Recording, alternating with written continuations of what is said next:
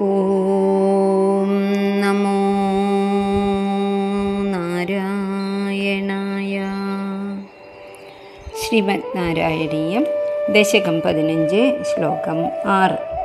കപില ഭഗവാൻ അമ്മയായിട്ടുള്ള ദേവഹൂതിയോട് ഭക്തിയെക്കുറിച്ച്, ഭക്തിയുള്ളതിൻ്റെ മഹാത്മ്യത്തെക്കുറിച്ച്, ഭക്തി ഇല്ലാത്തതിൻ്റെ യാതനകളെക്കുറിച്ച് പറഞ്ഞുകൊണ്ടിരിക്കുകയാണ്. ഇവിടെ പറയണത്, വളരെയധികം മനുഷ്യർക്ക് ഭക്തിയുമില്ല, ഈ പറഞ്ഞ യോഗങ്ങളെക്കുറിച്ചൊന്നും അറിയുന്നില്ല, മൃഗതുല്യമാണ് ജീവിക്കണത്. ആരെങ്കിലും സജ്ജനങ്ങൾ പറഞ്ഞു കൊടുത്താൽ തന്നെ അതിനെ നിഷേധിച്ചു കൊണ്ടുപോവും. ഞങ്ങൾക്ക് ഉണ്ണണം, ഉറങ്ങണം, ഉണരണം അങ്ങനെയുള്ള ചിന്തകൾ മാത്രമേ ഉള്ളൂ. അല്ലാതെ ഭഗവാനിൽ ഭക്തി നേടണം എന്ന് ആഗ്രഹവുമില്ല. സ്വന്തം അന്തരാത്മാവായിട്ടുള്ള ഭഗവാനിൽ നിന്നും അകന്നകന്ന് പോവും. ഓരോ ഹിംസകൾ ചെയ്യും. പണം കിട്ടണം എന്നത് മാത്രം ലക്ഷ്യമാകും. ഒടുവിൽ പലതരം യാതനകളിൽ ചെന്ന് പെടുന്നു. അതിനൊക്കെയുള്ള ഒരു നിവാരണ മാർഗം എന്ന് പറയുന്നത് ഭഗവാനോട് ചേരുക, ഭക്തി ഉണ്ടാക്കുക, ഈ കുടുംബത്തിനോടുള്ള അമിതമായിട്ടുള്ള ആസക്തി കുറയ്ക്കുക എന്നാണ്. തുടക്കം തന്നെ കഷ്ടം എന്നാണ് പറയണത്. അഹഹ ബഹുലഹിംസ സഞ്ചിതാർത്ഥൈ കുടുംബം പ്രതിദിനമനുപുഷ്ണൻ സ്ത്രീജിതോ ബാലലാളി വിശദിഹി ഗൃഹസക്തോ യാതനാം മയ്യഭക്ത കപിലതനുരിതിത്വം ദേവഹൂത്യൈ ന്യഗാദി. ഈ ഭൂമിയിൽ നമ്മളറിയാതെ ജനിക്കണു, ആരുടെയോ കുട്ടിയായിട്ട്, ഏതോ ഒരു ദേശത്ത്, ഏതോ ഒരു പരിതസ്ഥിതിയിൽ. അങ്ങനെ വളർന്ന് വലുതാകുന്നു. അപ്പോഴാണ് പ്രശ്നം. ഞാൻ, എൻ്റെ എന്ന ചിന്തകൾ നമ്മളെ ബുദ്ധിമുട്ടിക്കുന്നു. തെറ്റിദ്ധരിപ്പിക്കപ്പെടുന്ന യൗവനകാലം, വീട്ടിലത്തെ സകലതിൻ്റെയും ഉടമ ഞാനാണ് എന്ന് കരുതാണ്. അത് സംരക്ഷിക്കാൻ, നിലനിർത്താൻ, വർദ്ധിപ്പിക്കാനായിട്ട് തെറ്റുകൾ ചെയ്യാണ്. അങ്ങനെ പ്രതികൂലമായിട്ടുള്ള ഫലം തീർച്ചയായിട്ടും നേരിടേണ്ടി വരും. അപ്പോൾ തളരുകയാണ്. ചിലപ്പോൾ അത് ഉടനെ കണ്ടുവെന്ന് വരില്ല, പക്ഷേ വരാതിരിക്കില്ല. വീണ്ടും വീണ്ടും താഴ്ന്ന ജന്മങ്ങളിലേക്ക് പോകുന്നു. 28 തരം നരകം, 28 കോടി തരം നരകം എന്നൊക്കെ പറയും. അങ്ങനെ സ്വയം വിഷമിക്കേണ്ടി വരരുത്. യാതനയിൽ കിടന്ന് ഈ ലോകത്തിലും പരലോകത്തിലും നിങ്ങൾ വിഷമിക്കാറാവരുത്. ഇത് കേൾക്കുന്നവരെങ്കിലും, അമ്മയിലൂടെ, ദേവഹൂതിയിലൂടെ ഇതറിയുന്നവരെങ്കിലും ഉണരൂ. കഠോപനിഷത്തിൽ പറയില്ലേ, ഉത്തിഷ്ഠത, ജാഗ്രത, പ്രാപ്യവരാൻ നിബോധത. ഉണരുക, എഴുന്നേൽക്കുക. പ്രാപ്യവരാൻ എന്ന് പറഞ്ഞാൽ വരന്മാരായവരെ, ശ്രേഷ്ഠന്മാരായവരെ പ്രാപിക്കൂ. നിബോധത, ബോധമുണ്ടാക്കൂ. അത്രയേ ഉള്ളൂ രക്ഷപ്പെടാൻ മാർഗം. ആ വരികളിൽ ആകൃഷ്ടനായിട്ടാണ് വിവേകാനന്ദ സ്വാമികൾ അതെപ്പോഴും ആവർത്തിച്ച് പറയാറുള്ളത്. കഠോപനിഷത്തിലെ വരിയാണത്. അപ്പോൾ നമ്മൾ ഭക്ഷണം കഴിക്കുമ്പോൾ പോലും ശ്രദ്ധിക്കണം. ആവശ്യത്തിലധികം കഴിക്കരുത്, സൂക്ഷിച്ച് വെക്കരുത്, അധികം വെറുതെ കളയരുത്. അതൊക്കെയാണ് പ്രധാനമായിട്ടും നമുക്കിതൊന്ന് മനസ്സിലാക്കാനുള്ളത്. വാക്കുകളുടെ അർത്ഥം നോക്കാം. അഹഹ, അയ്യോ കഷ്ടം തന്നെ, ഇതൊക്കെ കാണുമ്പോൾ എനിക്ക് വിഷമം തോന്നാണ്. ബഹുലഹിംസാ സഞ്ചിതാർത്ഥൈ, പലതരം ഹിംസകൾ. ഹിംസ എന്ന് പറഞ്ഞാൽ കൊല്ലൽ മാത്രമല്ല, വഞ്ചിച്ചിട്ടും മറ്റുള്ളവരെ പറ്റിച്ചിട്ടും അവരെ വിഷമിപ്പിച്ചിട്ടുമൊക്കെ അവരുടെ കയ്യിലുള്ള ധനം കൂടി ഇങ്ങോട്ട് ആകർഷിക്കുക. അങ്ങനെ സമ്പാദിച്ചു വെച്ച സഞ്ചിത അർത്ഥം ധനം ഉപയോഗിച്ച് പ്രതിദിനം അനുപുഷ്ണൻ, ദിവസം തോറും ഇങ്ങനെ പോഷിപ്പിക്കുകയാണ് വീട്ടുകാരെയും സ്വന്തക്കാരെയും സ്വന്തം എന്ന് കരുതുന്ന വസ്തുക്കളെയുമൊക്കെ. മറ്റുള്ളവരോടൊന്നും ഒരു ശ്രദ്ധയുമില്ലാതെ വീട്ടുകാരുടെ ഓരോ ആവശ്യങ്ങൾ നടത്താൻ, അവരെ സന്തോഷിപ്പിച്ച് സ്വയം വലിയ ആളാണ് ഞാനെന്ന് കേൾക്കാനായിട്ട് ഇങ്ങനെ ഓടി നടക്കണു, ഒരു വിശ്രമവുമില്ലാതെ. മാത്രമല്ല, സ്ത്രീജിതോ ബാലലാളി ഗൃഹസ്ഥ.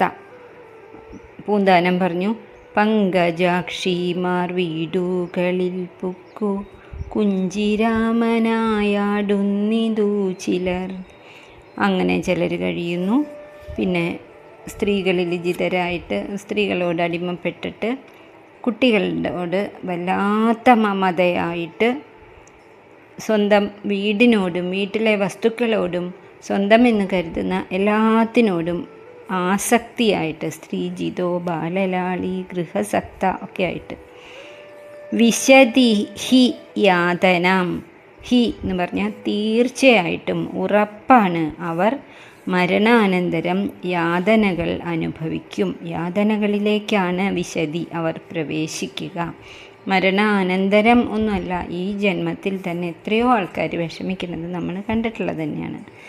കാരണം എന്താണ്? ഭഗവാൻ തന്നെ പറയുന്നു, മയി അഭക്ത, ഭഗവാനിൽ ഭക്തിയില്ലാത്തതാണ് ഇതിനൊക്കെ കാരണം.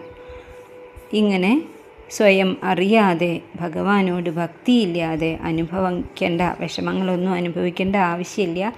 മയി ഭക്തരായാൽ മതി. മയി അഭക്ത എന്നുള്ളത് വിട്ട് ഭഗവാനിൽ ഭക്തി ഉണ്ടാക്കുക, അതാണ് വേണ്ടത്. അതാണ് അതിനുള്ള പരിഹാരം. അഹങ്കാരം, സ്വാർത്ഥത ഒക്കെ ഇല്ലാതാവണോ? ഭക്തിയിലേക്ക് തിരിയുക. വളരെ അത്ഭുതകരമായ വിധത്തിൽ ഭക്തി നമ്മളിൽ മാറ്റം വരുത്തും. അതാണ് ഭഗവാൻ മയി അഭക്തനാവരുത് എന്ന് പറയുന്നത്. ഭോഗങ്ങളിൽ ആസക്തനാവും. ഭക്തി ഇല്ലാതായ എന്തിലേക്കെങ്കിലും ഒന്ന് പിടിക്കണ്ടേ? അപ്പം അത് സംസാരത്തിലേക്കാണ്. ഈ ഭൂമിയിലുള്ള അവനവൻ്റേതെന്ന് കരുതുന്ന വസ്തുക്കളോടാണ് പോയിട്ട് പിടിക്കുക. പക്ഷേ ഈ മനുഷ്യജന്മം വിലമതിക്കാനാവാത്തതാണ് എന്ന കാര്യം മറക്കുകയാണ്. അതിനെ നിഷ്ഫലമാക്കാതിരിക്കാൻ ശ്രദ്ധിക്കണം. അല്ലെങ്കിലോ ഇങ്ങനെ ജീവിക്കുകയാണെങ്കിലോ ഇഹത്തിൽ ക്ലേശമാണ് ഉണ്ടാവുക. ഞാൻ എൻ്റെ എന്നുള്ള കാര്യങ്ങൾ മാത്രം ചെയ്ത് ധനം കൂട്ടി വെച്ച് അങ്ങനെ ഇരിക്കുകയാണെങ്കിൽ ഈ ലോകത്തിൽ തന്നെ ക്ലേശം, യാതന അനുഭവിക്കേണ്ടി വരും. പരലോകത്ത് തീർച്ചയായിട്ടും അവിടെ ഇരിക്കുന്നുണ്ടാവും നരകഭയങ്ങൾ, നരകം ഒക്കെ. വാർദ്ധക്യം വരുമ്പോഴോ തീർച്ചയായിട്ടും ശക്തി കുറയും.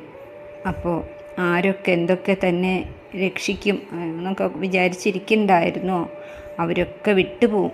പ്രിയപ്പെട്ടവർ ഉപേക്ഷിച്ചേക്കാം. ശരീരത്തിനോ അതിന് വിഷമമൊന്നും ഇല്ലാണ്ടിരിക്കുമോ? അത് ഒട്ടുമില്ല. നര, ജര, വ്യാധി ഒക്കെ വരും. ഭാഗവതത്തിൽ പറഞ്ഞിട്ടുണ്ട്, തൊണ്ടയിൽ കഫം കെട്ടും, ശ്വാസമെടുക്കുമ്പോൾ പോലും കണ്ണ് തുറക്കും. ആ ഒരു അവസ്ഥയിൽ വേണ്ടത് വേണ്ടപ്പോൾ ചെയ്തില്ലെങ്കിൽ ആരും ഉണ്ടാവില്ല കൂടെ തന്നെ രക്ഷിക്കും എന്ന് വിചാരിക്കുന്നവരൊന്നും തിരിഞ്ഞു നോക്കില്ല. അതുകൊണ്ട് ഇപ്പം തന്നെ മനസ്സിനെ ഭഗവാനോട് അടുപ്പിക്കുക. സർവശക്തനായിട്ടുള്ള ഭഗവാനെ സ്മരിക്കണം. ആ അവസ്ഥയിൽ സ്മരിക്കാം എന്ന് വിചാരിച്ചാൽ നടന്നൊന്നും വരില്ല. ഭയങ്കരമായ യാതനയായിരിക്കും അനുഭവം. അഹഹ ബഹുലഹിംസ, കഷ്ടം തന്നെയാണ്. പല വിധത്തിലുള്ള ഹിംസകൾ ചെയ്ത്, ഹിംസ എന്ന് പറഞ്ഞാൽ വഞ്ചനകളും കാപട്യങ്ങളും മറ്റുള്ളവരെ ചതിക്കലും ഒക്കെ. സഞ്ചിതാർത്ഥൈ കുടുംബം, അർത്ഥം ധനം സഞ്ചിതമാക്കി കൂട്ടിവെച്ചിട്ട് കുടുംബത്തെ പ്രതിദിനമനുപുഷ്ണൻ, വീടിനെ പുഷ്ടിപ്പെടുത്തണം. ഓരോ ദിവസവും എൻ്റെ വീട് നന്നായിട്ട് മറ്റുള്ളവർക്ക് അസൂയ തോന്നിപ്പിക്കുന്ന വിധത്തിലാക്കണം എന്ന് കരുതുക മാത്രമാണ് ചെയ്യണത്. സ്ത്രീജിതോ ബാലലാളി, അതൊക്കെയാണ് ഏറ്റവും ഇഷ്ടപ്പെട്ട കാര്യങ്ങൾ. വിശദിഹി ഗൃഹസക്തോ യാതനാം, അവരാണ് ഈ ഗൃഹത്തിൽ സക്തരായിട്ടുള്ള ആൾക്കാരാണ് യാതനാം വിശദി, ബുദ്ധിമുട്ടുകളിൽ ദുരിതങ്ങളിലേക്ക് പ്രവേശിക്കുന്നത്. അതിന് കാരണം മയി അഭക്ത, മയി അഭക്ത എന്ന് പറയാം. മയി അഭക്ത എന്ന് വായിക്കണം. എന്നോട് ഭക്തി ഇല്ലാതിരിക്കുന്നതാണ്. എന്നോട് എന്ന് പറഞ്ഞാൽ ഒരു വിഗ്രഹമായിട്ട് അവിടെ ഇരിക്കണ ഭഗവാനോടല്ല, നമ്മളുടെ തന്നെ ശക്തിയായി ചൈതന്യമായിട്ടുള്ളിൽ ഒരു ജീവനുണ്ട്, ഭഗവാന്റെ അംശമാണ്. ആ ഭഗവാനോട് ആദ്യം തൊട്ടേ പറയുന്നുണ്ടല്ലോ, ഗുരുഭവനപുരം എന്ന് പറയുന്നത് നമ്മളുടെ ശരീരമാണ്. ഗുരുഭവനേശൻ എന്ന് പറയുന്നത് നമ്മളുടെ ഹൃദയത്തിലിരിക്കുന്ന ഭഗവാനാണ്. അങ്ങനെയുള്ള ഭഗവാനെ നമ്മൾ ശ്രദ്ധിക്കണം, അതിലേക്ക് തിരിയണം. കപിലതനുരിതിത്വം ദേവഹൂത്യൈന്യകാദി, ഇങ്ങനെ കപിലസ്വരൂപനായിട്ടുള്ള ഭഗവാനെ ഗുരുവായൂരപ്പ അവിടുന്ന് ദേവഹൂതിയാകുന്ന അമ്മയോട് പറഞ്ഞുവല്ലോ. ഇത് തന്നെ ഭഗവത്ഗീതയിൽ 2-ാം അധ്യായത്തിലും പറയുന്നുണ്ട്. സംഘമാണ് കാമത്തിന് കാരണം. കാമത്തിൽ നിന്നും ക്രോധമുണ്ടാകും, ക്രോധത്തിൽ നിന്നും മോഹം ഉണ്ടാകും, അല്ലെങ്കിൽ അജ്ഞാനം, എന്താ തെറ്റ് എന്താ ശരി എന്നറിയാതിരിക്കും ക്രോധം വരുമ്പോൾ. പിന്നീട് അങ്ങോട്ട് സ്മൃതി വിഭ്രമം ആണ് ഉണ്ടാവുക. ബുദ്ധിനാശമുണ്ടാകും. ഒടുവിൽ പ്രണശ്യതി എന്നാണ്, മുഴുവനായിട്ടും നശിച്ചു പോകും ഒരു വിലപ്പെട്ട മനുഷ്യജന്മം. അതുകൊണ്ട് ശ്രദ്ധിക്കുവിൻ. അഹഹ ബഹുലഹിംസ സഞ്ചിതാർത്ഥൈ കുടുംബം പ്രതിദിനമനുപുഷ്ണൻ സ്ത്രീജിതോ ബാലലാളി വിശദിഃ ഗൃഹസക്തോ യാതനാം മയ്യഭക്ത കപിലതനുരിതി ത്വം ദേവഹൂത്യൈന്യഗാദി. ഓം തത്സത്. സർവം കൃഷ്ണാർപ്പണമസ്തു.